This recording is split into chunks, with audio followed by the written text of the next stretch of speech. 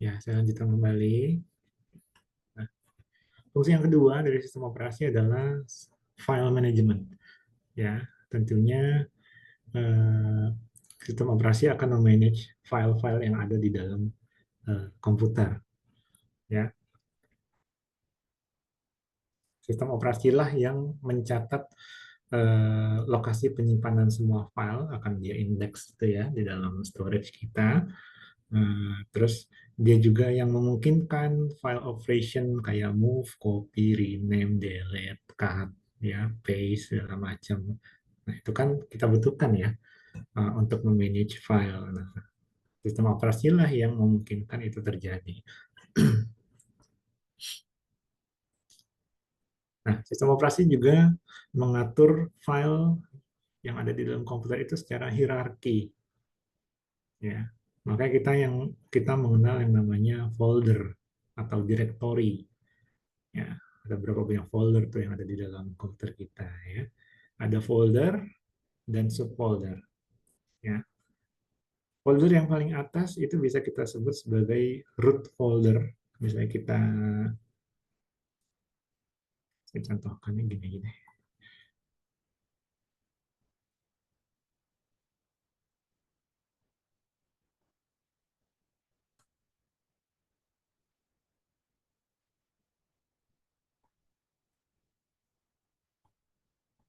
Nah, anggaplah saya masuk ke salah satu drive ya.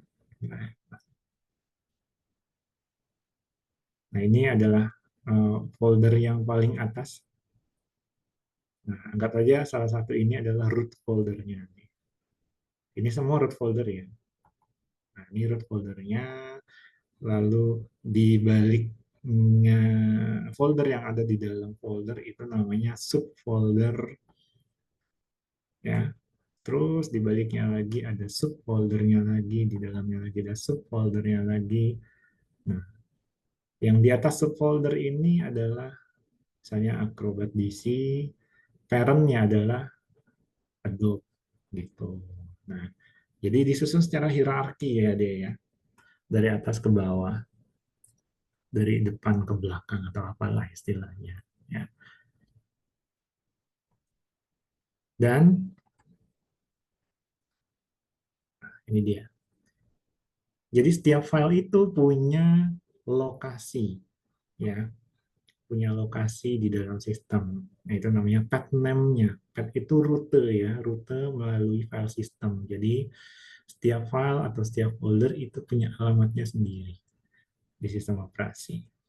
Misalnya kayak kalau dicontohkan ya, misalnya di situ ada D multimedia musik leave the door open.m4a. Jadi file leave the door open.m4a itu ada di drive D, root foldernya multimedia, lalu subfolder musik, lalu di dalam folder musik tersebut barulah ada file tersebut. Nah, kalau di sini mungkin contohnya agak panjang ya, semakin dalam foldernya tentu akan semakin panjang alamatnya. Bisa kita lihat nih. Kalau mau lihat alamatnya gampang aja, tinggal lihat properties. Nah, di sini langsung kelihatan location-nya ya. Ada di drive mana, root foldernya apa, terus subfolder yang menuju ke file atau folder tersebut. Terus ya. Jadi memang disusun secara hierarki. Bisa dimanfaatkan juga untuk menyembunyikan file ya. Jadi biasanya kalau kita nggak mau pakai program security yang memproteksi satu folder misalnya, kita bisa umpetin tuh. Kita bikin folder-folder yang banyak, tapi ya hanya kita yang tahu ya foldernya. Buat nyimpan yang aneh-aneh biasanya. Oke. Fungsi sistem operasi yang ketiga adalah task management. Nah, jadi sistem operasi ini adalah manajer dari tugas-tugas yang dilakukan komputer. Ya, tas-tas yang dilakukan oleh komputer itu diatur oleh sistem operasi. Komputer tentunya kita perlukan untuk melakukan banyak tugas yang berbeda sekaligus ya. Multitasking dong ya pengennya. Jadi kita bisa jalankan beberapa program pada saat yang bersamaan. Ya tentunya tiap program itu punya window yang berbeda. Ya, tapi walaupun tidak sedang dioperasikan, ada banyak sekali sebenarnya proses yang sedang berjalan di satu waktu yang dilakukan oleh komputer. Ya, jadi sebenarnya idle saja itu udah banyak proses yang terjadi. Nah, di situ kalau digambar contohkan saya sedang membuka 5 apps. Nah, di luar apps yang saya buka sendiri, di sana berjalan ada background proses sebanyak 46. Nah, belum lagi saya buka aja tas manajer masing-masing lah. Dilihat di situ di bagian proses. Nah, ada berapa banyak apps yang sedang dibuka, ada berapa banyak background proses yang sedang berjalan saat ini, dan ada berapa banyak Windows proses ya juga yang sedang berjalan saat ini. Bisa kelihatan. Jadi ketika idle, ya sebenarnya banyak proses yang sedang dihandle oleh sistem operasi. Gitu. Nah ini semua multitask ini. Karena prosesor mampu eh, menangani beberapa proses sekaligus, ya, virtualisasi dan lain sebagainya. Nah, makanya bisa dihandle banyak proses dalam satu waktu yang sama. Lihat aja misalnya di bagian CPU. Ada 2076 kalau dilihat di saya ya. Ada berapa banyak thread tuh yang bisa dilakukan sekaligus. Nah, ini kaitannya ke multi-threading yang dilakukan oleh prosesor. Gitu-gitu deh. Itu jadinya hal teknis ya. Jadi intinya adalah walaupun dalam keadaan idle, komputer itu menjalankan tugas yang sangat banyak. Ya. Apalagi ditambah oleh uh, application software yang kita jalankan. Nah, itu akan lebih banyak lagi prosesnya. Makanya semakin banyak proses yang berjalan, semakin banyak aplikasi yang berjalan, maka alokasi uh, hardware-nya juga akan semakin meningkat. Ya. Nah, sistem operasi inilah yang mengarahkan prosesor untuk menggunakan jumlah waktu yang telah ditentukan untuk mengeksekusi instruksi setiap program. Nah, fungsi yang keempat adalah security management. Ya, ini juga sangat penting. Ya. Jadi sistem operasi juga memungkinkan user untuk mengontrol akses ke komputer. Ya, yang untuk pribadi aja disarankan lebih disarankan untuk diamankan ya komputernya, apalagi komputer yang digunakan bersama atau di share dengan beberapa orang. Gitu. Paling dasarnya adalah user bisa akses komputer pakai username atau password. Nah, apalagi di tempat yang lebih umum ya, di tempat kerja misalnya, ya sangat disarankan untuk menggunakan password supaya lebih aman. Apalagi di rental misalnya, atau di warnet, atau di apa, nah itu wajib sekali. Apalagi di perkantoran, atau komputer tersebut digunakan untuk menghandle data yang sensitif atau bersifat rahasia, wah itu harus lebih-lebih lagi diamankan ya. Apalagi terkoneksi jaringan, nah, harus pakai firewall segala macam. Nah, jadi eh, kita sebagai end user juga, ini case-nya yang ringan-ringan aja. Dengan program tertentu juga memungkinkan individual file itu dilindungi dengan password tersendiri, misalnya pakai program folder lock misalnya. Kita ngunci folder itu pakai password, atau kita bikin hidden lah, atau kita sembunyikan di balik folder-folder lainnya ya seperti yang tadi itu ya. Nah, apalagi yang sifatnya sudah terkoneksi ke jaringan, itu keamanan jaringannya dikelola lewat firewall, pakai firewall untuk menepis serangan-serangan atau unauthorized access. Ya, secara default juga komputer desktop kita, ya, atau dalam kata lain Windows ya, Windows juga punya firewall sendiri ya by default. Nah, sudah punya firewall untuk menangani akses-akses yang tidak sah yang bisa saja masuk ke komputer kita. Kan kita tahu ya, yang namanya serangan komputer itu baik yang tertarget maupun yang uh, acak itu terjadi setiap saat. Nah, jangan sampai kita terkena hal itu. Ya, apalagi datanya sensitif, jadi jangan sampai harus diamankan betul-betul. Baik yang pakai firewall berbasis hardware maupun firewall yang berbasis software.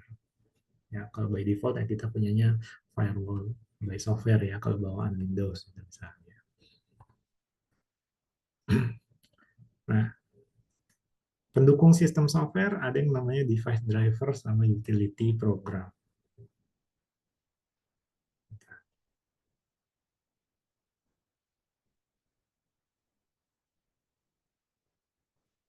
Nah,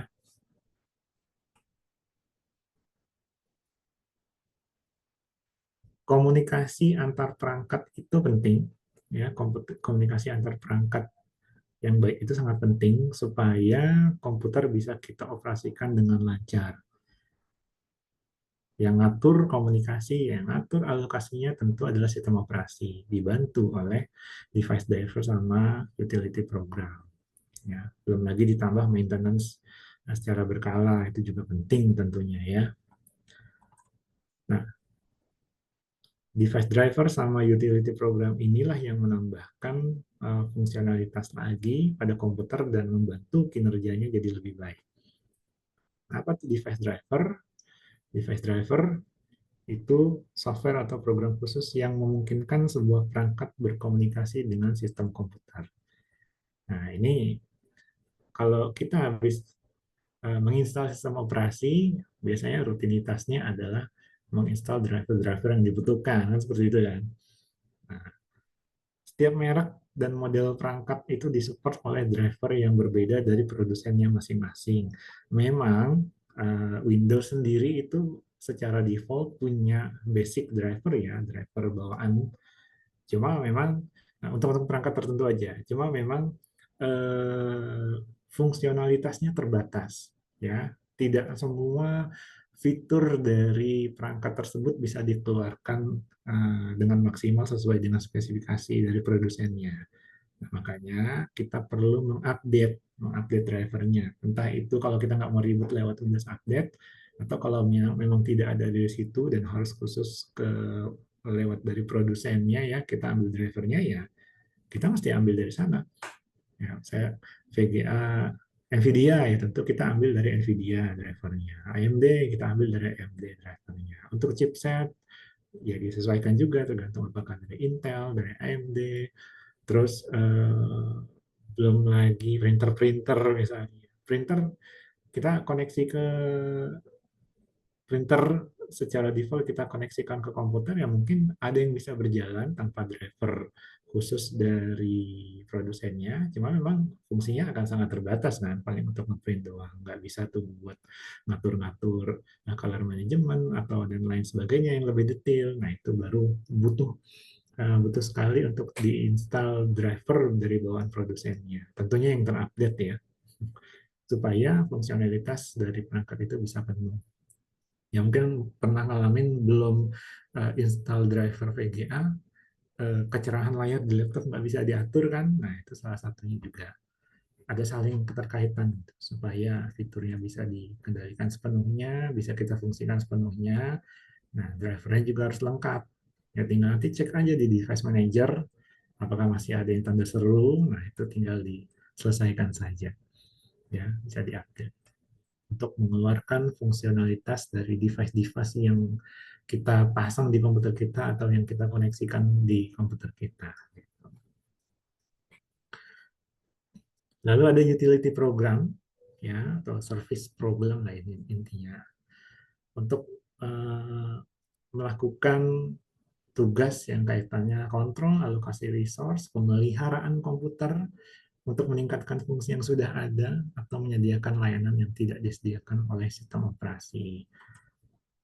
Nah, biasanya sudah ada secara built-in di sistem operasi atau bisa juga kita dapatkan atau kita beli lagi terpisah di luar sana atau kita install sebagai program eksternal untuk menggantikan utility program bawaan.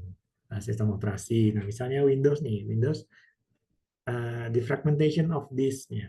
Ada Windows disk defragmenter, kalau sekarang udah namanya udah ganti jadi optimized drive ya.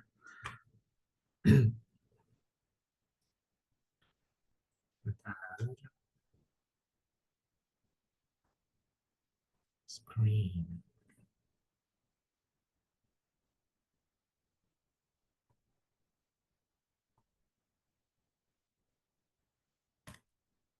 Nah, atau nggak usah disk defragmenter deh. Nah, ini aja dulu ya, disk clean up misalnya. Defaultnya kan Windows punya dong utility program untuk menghapus file-file sampah yang ada di dalam komputer kita kan. Kita tinggal jalankan saja di clean up gitu. Bawaannya sudah ada.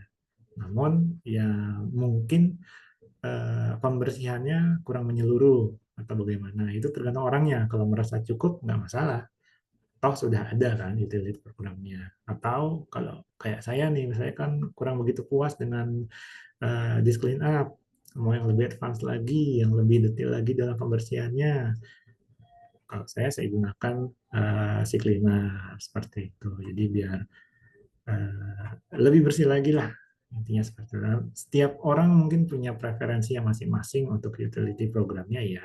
Mungkin ada yang pakai Wisecare, ada yang cukup dengan disk clean up saja, atau pakai program yang lain, bebas. Ya, intinya utility program seperti ini membantu kita untuk memelihara komputer juga, ya, untuk memastikan komputer itu bisa berjalan sebagaimana mestinya tanpa terhambat oleh kekurangan-kekurangan yang ada di sistem ketika kita tidak memeliharanya. Ya, kalau kita tidak menjalankan disk clean up secara berkala kan tentu banyak file-file sampah yang menumpuk ya. Nah, itu kan memang harus dibersihkan. Begitu juga kayak nih contoh yang kedua di sebelah kanan ada virus scanner ya. Windows juga secara default kan punya program bawaan Windows Security gitu. Udah ada tuh. Nah, dulu Windows Defender ya namanya ya. Ya, mungkin ada orang yang merasa ini cukup untuk melindungi, mungkin ada yang merasa kurang untuk melindungi, ya bisa ditambahkan sendiri. Kita bisa install lagi program yang lain tuh, yang sekiranya fiturnya bisa lebih banyak atau bisa memanage dengan lebih baik lagi. Ini contohnya saya install Kaspersky misalnya. Ya, karena di situ kan parameternya lebih banyak lagi, tingkat pengamanannya saya rasa lebih banyak, dan macam-macam deh. Dan kalian pasti punya preferensi masing-masing ya untuk utility program seperti ini. Mungkin ada yang pakai Norton, ada yang pakai Bitdefender, dan lain-lain. Begitu juga dengan ya dua contoh lagi, nggak perlu lah ya, udah pada tahu lah ya. Jadi memang ada utility program yang secara default sudah ada bawaan Windows misalnya. Kalau kita ngomongin Windows ya, dan itu bisa keputusannya di tangan user juga apakah mau digantikan dengan yang menurut user tersebut lebih baik fiturnya atau tidak. Nah, itu bisa ditambahkan dengan digantikan atau disandingkan, terserah. Intinya adalah untuk memelihara komputer kita ya.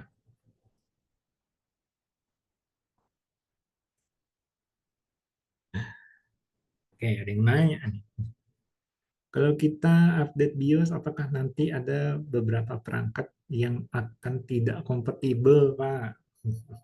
Kalau BIOS sih biasanya nggak ke sana ya. Justru BIOS itu dengan update yang terbaru, selain perbaikan, biasanya juga mengandung eh, hardware support yang lebih banyak lagi. Gitu.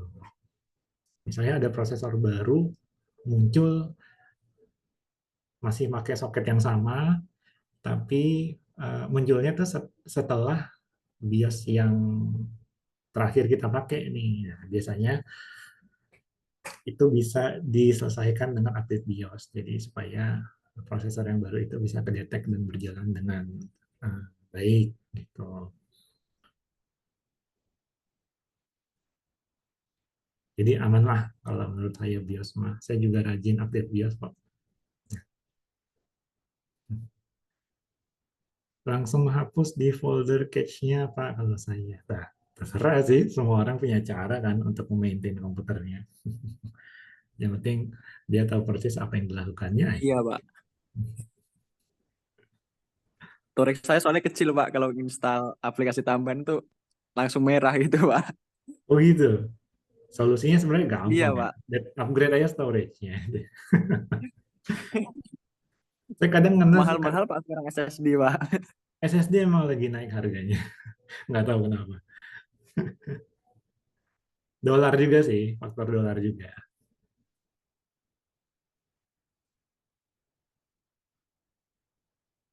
Tapi jangan sampai sengenes ini ya. Saya pernah ketemu orang mau foto dia smartphone ya ini ya. Mau foto aja dia mesti ngapus dulu file yang ada di galerinya gitu. Ya, nggak sampai seperti itu lah ya. Udah warning storage penuh itu ya, Pak. Itu benar-benar udah harus di-upgrade kalau kayak gitu lah. Nggak nyaman kan.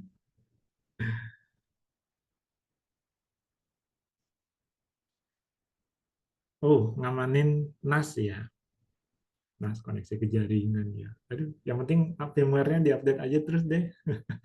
NAS juga bisa kehack soalnya. Jadi ya kalau bisa NAS tapi rumahan ya atau perusahaan yang Soho ya skala kecilnya.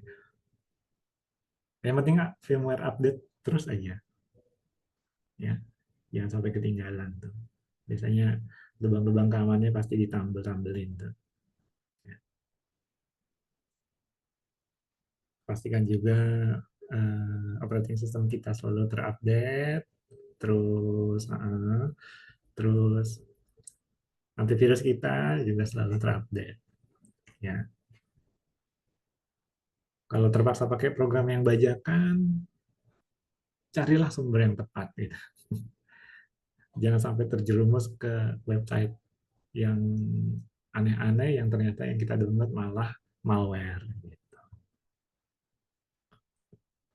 Oke,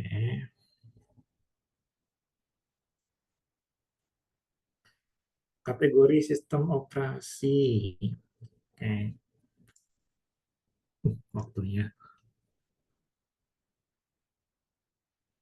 Nah, secara umum ada tiga ini ya yang populer, Windows, Macintosh, sama Linux dan semua turunan-turunannya. Kan banyak banget ya distribusinya Linux tuh. Jangan lupakan juga platformnya ya, kita mengenal x86, x64, dan ARM ya, sesuaikan dengan jenis prosesornya ya, jangan sampai salah. Ya, terutama kalau kita lagi download image file Windows gitu, jangan sampai kita basis prosesornya x86 tapi yang kita download malah ARM gitu. Karena beda, nggak akan jalan nanti. Nah, kalau ARM kan biasanya prosesor arsitektur prosesor untuk ya ARM itu untuk yang SoC biasanya.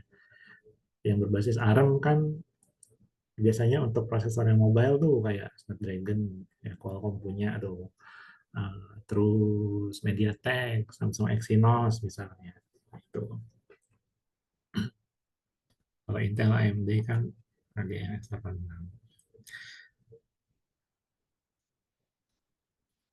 Ini nggak usah. Terus tiga kategori utama sistem operasi ada standalone, network, sama embedded.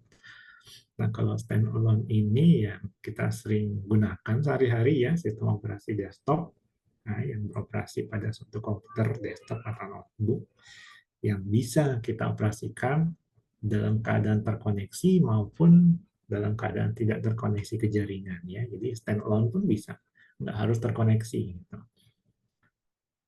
Windows tentu yang paling umum digunakan untuk desktop notebook. Kalau Macintosh kan proprietary ya, dia close soalnya environment-nya, jadi hanya untuk uh, Apple Macintosh sama Ubuntu, salah satu distribusi Linux yang bisa digunakan di komputer desktop atau notebook. Banyak banget sih distribusinya ya. Ada Ubuntu, ada Red Hat, ada macam-macam. Tergantung kebutuhan. Kalau yang network operating system intinya adalah sistem operasi yang berfungsi untuk mengelola jaringan, ya, mengelola komputer-komputer atau node-node yang terhubung ke dalam jaringan. Ya, contohnya, ya, mungkin familiar ya dengan Windows Server, ya, Oracle, Open Enterprise Server. Ya, kalau mainannya di server pasti tahu deh kayak gini-ginian ya. Sama yang embedded operating system. Embedded itu sendiri artinya kan tertanam ya, tertanam di chip CPU ya, atau bahasa sekarang tuh sistem on chip SoC. Nah, itu digunakannya di perangkat kecil atau perangkat khusus nih kayak di ATM, point of sales, papan iklan digital tuh yang bisa diprogram seperti itu. Nah, di mobil, di perabot-perabotan. Nah, embedded operating system juga digunakan di perangkat portable ya, di smartphone kita yang kita sebut mobile operating system, Android, iOS, maupun yang sudah mati ya, Windows Phone, BlackBerry, Symbian, Tizen. Ya, itu masuknya ke embedded operating system.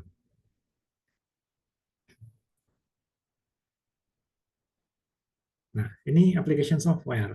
Nah, masih ingat ya tadi ya, application software tidak mungkin bisa berjalan kalau tidak ada sistem software-nya. Jadi inilah yang kita install sendiri di atas sistem software. Ini yang akan kita gunakan sesuai dengan kebutuhan kita selama menggunakan komputer itu. Ya, cek aja lah ada berapa banyak tuh application software yang kita install di komputer. Misalnya ada Microsoft Office, mungkin ada kita tambahin lagi Mozilla Firefox atau Google Chrome, WinRAR, WinZip, apa lagi ya? Kalau di saya itu apa aja ya? Ada Adobe Acrobat, gitu.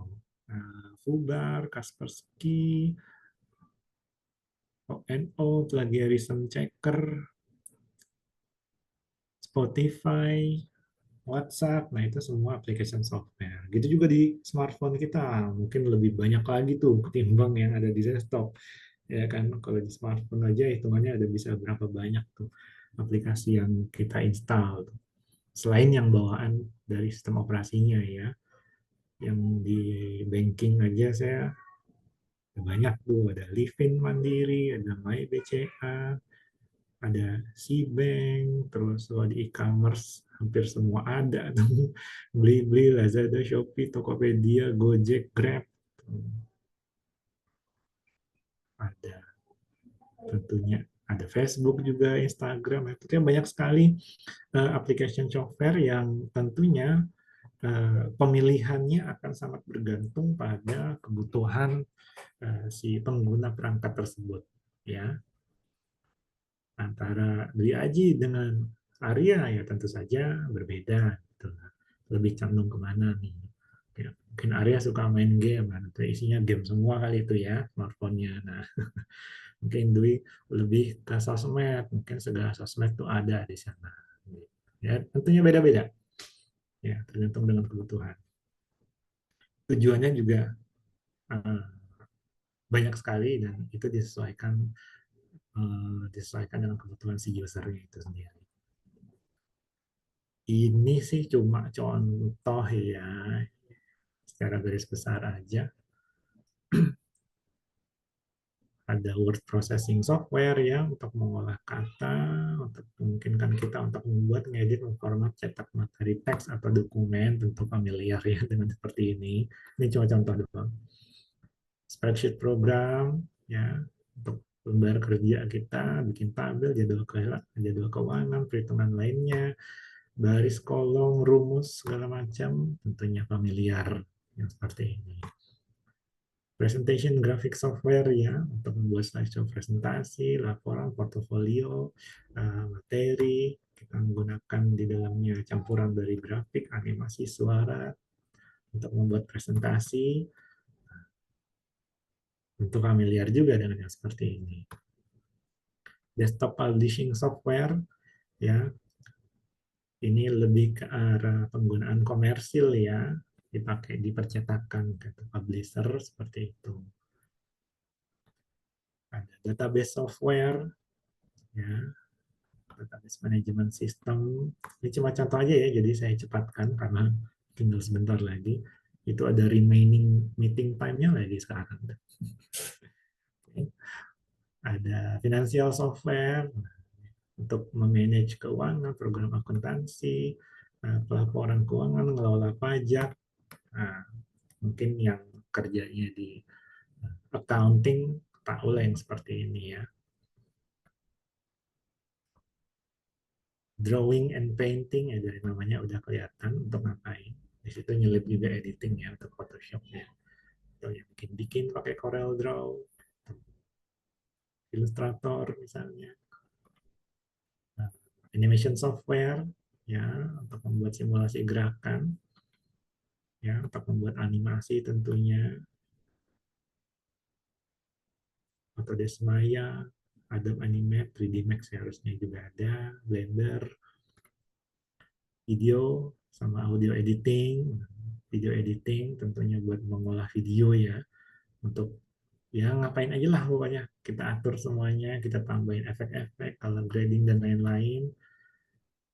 Ya mungkin familiar, mungkin sedang kalian pakai juga sekarang. Nah, begitu juga dengan audio editing yang untuk mengolah suara atau musik ya, untuk ngurangin background noise, tambahin efek-efek, mixing, mastering segala macam. Penggunaannya tentu spesifik ya. Computer aided design ya untuk mendesain produk, mendesain struktur, ya blueprint segala macam. Ya sebelum dibuat produk jadinya, sebelum dibuat prototipenya biasanya akan didesain dulu dengan software-software seperti ini. Okay. Untuk membuat website ya, untuk membuat web page, untuk membuat halaman web. Ya, entah ini masih dipakai apa enggak, tapi tentunya masih ada ya. Software suite, ya, kumpulan program individu yang dibundel dalam satu paket kayak Microsoft Office kita tuh, ya kan? Kita install Microsoft Office dan muncullah program-program individu yang diinstal kan, ada Word, Excel, PowerPoint, OneNote, Publisher, Outlook segala macam.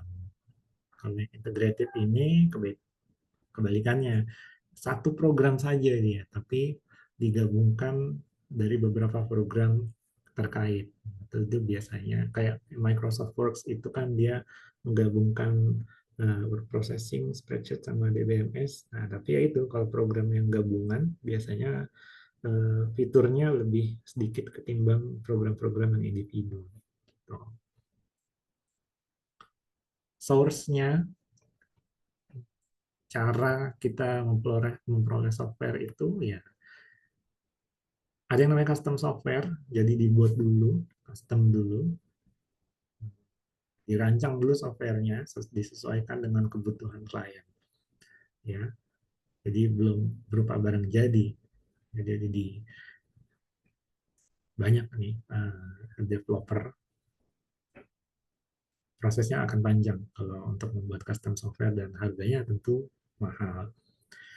Ada juga package software atau proprietary software, commercial software. Nah, ini dijual secara luas, tentunya butuh lisensi untuk menggunakannya. Makanya kita namakan juga sebagai software berbayar ya. Jadi kita kalau mau pakai software ini tentu kita harus bayar dulu. Public domain software, kalau ini nggak ada hak ciptanya, bebas aja dipakai siapa aja, digunakan siapa aja karena ya hak ciptanya nggak ada, udah didonasikan untuk publik. Freeware, ya, didistribusikannya secara bebas, gratis, penggunaannya juga nggak perlu biaya, tapi ingat ada hak ciptanya ya, jadi nggak bisa sembarangan juga kita utak-atik walaupun itu freeware. Ya. Shareware, ini lebih ke program trial ya, jadi program berbayar yang menawarkan fungsi penuh dalam jangka waktu tertentu, biasanya 30 hari, kayak antivirus tuh biasanya juga trial dulu boleh 30 hari dengan fitur-fitur yang dibuka semuanya sesuai dengan yang versi berbayarnya. Nanti setelah uh, waktu trialnya habis, ya udah fiturnya akan banyak yang dikunci, dan kalau kita mau lanjutin untuk memakai itu ya harus kita bayar untuk membeli lisensinya. Rentalware, ya sistemnya sewa atau berlangganan ya, subscription untuk durasi waktu tertentu. Ini marak sih sekarang ya. Untuk program-program OTT, untuk video streaming, ya rata-rata seperti itu kan, Netflix, Disney, dan lain-lain. Untuk dengerin musik, Spotify, juga kan sistemnya subscription. Microsoft Office pun ada yang sistemnya subscription. Gitu. Dan web apps. Ya, web apps ini ya kita tidak perlu menginstal aplikasi itu di komputer kita atau di perangkat kita, tapi aplikasi itu berjalannya di server yang ya entah di mana kita akses ke sana ya. Ya, kayak buka Google Docs segala macam gitu. Thanks untuk cloud computing ya, yang memungkinkan itu bisa kita nikmati.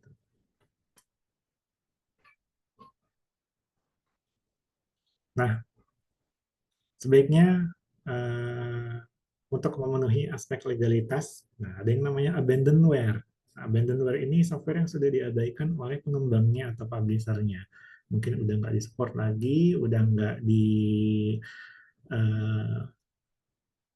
udah nggak dikembangkan lagi, udah nggak update lagi, jadi udah diabaikan. Nah, tapi jangan salah, hak ciptanya kan masih ada ya. Nah, kalau di US itu hak ciptanya berlaku 95 tahun semenjak software itu dipublikasikan. Jadi sebelum hak ciptanya sudah terbukti habis, jangan sampai kita ngotak-ngatik software yang berhak cipta, gitu. Karena bisa hukum nanti. Sama yang pirated software, software bajakan ya. Ya, kita tahu lah. Mungkin kita masih pakai sampai sekarang. Nah, itu eh, kalau masih terpaksa pakai software bajakan ya sudah gitu. Mungkin kita juga antara nggak mampu untuk membelinya atau bagaimana, carilah source yang aman. Saya bukan mau mensupport software bajakan ya, tapi memang ada kalanya software tersebut tidak terjangkau ya harganya untuk kita, tapi sangat kita butuhkan ya. Jangan sampai kita keserintet nyari di website yang menjerumuskan kita, yang isinya malah malware.